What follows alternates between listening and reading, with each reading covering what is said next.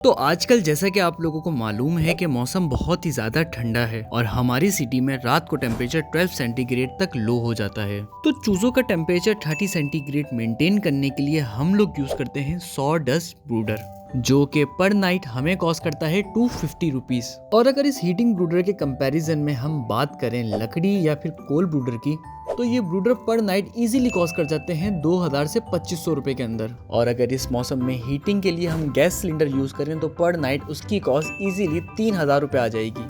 तो अब बात करते हैं कि इसको हम जलाते किस तरीके से हैं। तो इस ब्रूडर को जलाने के लिए सिंपली लकड़ी का बारीक बुरादा चाहिए होता है और इस बुरादे को ब्रूडर में डालकर अच्छे से पाँवों से प्रेस कर दिया जाता है ताकि ये पूरी रात अच्छे से जले। और इसके बाद इसका सेंटर वाला पाइप निकालकर इसमें सिंपली आग लगा देता हूँ और विद इन 2 मिनट इसमें अच्छी खासी आग लग जाती है। और अब ये हमारा ब्रूडर रेडी है अगले 12 घंटे कंटिन्यूसली हीट प्रोवाइड करने के लिए। कमेंट में मुझे जरूर बताएगा कि आपके ख्याल में हमारे चूजों की एज क्या है और इनको इस वक्त कितना टेम्परेचर प्रोवाइड करना चाहिए। अगर इस वीडियो का नेक्स्ट पार्ट देखना चाहते हैं तो वीडियो को लाइक कर देगा। साथ ही अगर आप हमसे पोल्ट्री फार्मिंग सीखना चाहते हैं तो फार्मिंग का कोर्स भी बाय कर सकते हैं, जिसकी फीस है 2500 रुपीज। कोर्स की मजीद डिटेल के लिए आप हमारे टीम के व्हाट्सएप नंबर पर कॉन्टैक्ट कर सकते हैं।